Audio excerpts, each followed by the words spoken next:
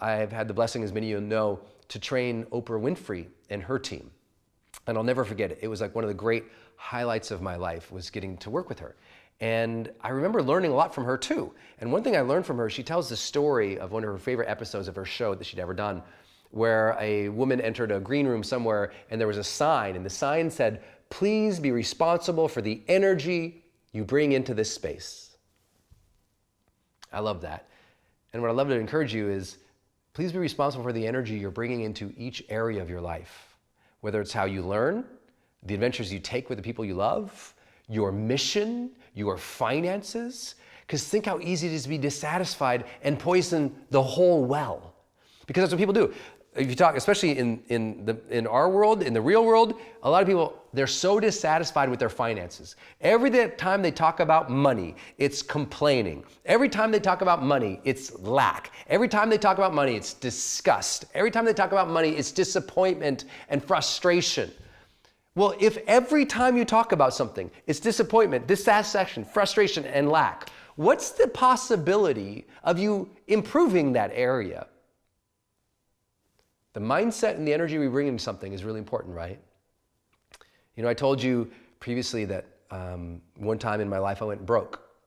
And I went broke because I didn't know how to be an author. I didn't know how to make money in my brand, or there wasn't the term influencer yet. And I was an author and a speaker and a coach and a trainer, and I was doing all these things. I didn't know how. And the truth is, I didn't just go broke because I didn't know what to do. I also went broke because I had an issue with money. I grew up with so much lack and abundance, I never thought I could have it, I never saw myself as achieving some kind of like remarkable financial abundance. I wasn't putting out that energy, that hope, that ambition. I wasn't trying to attract it because I couldn't even see it. You know what I'm saying? And so for me, my finances for the first 2 decades of my life were like a 1 out of 10.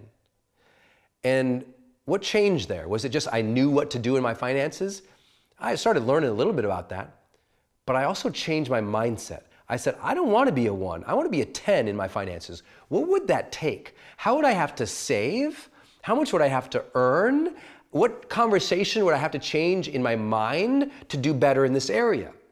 Now again, finances might not be your area. Maybe your area is your health, or your partner, or your spouse, or your family, or your friends, or your adventure. I don't know. But listen, the energy you are bringing into it and the mindset you have to improve it is leading that result.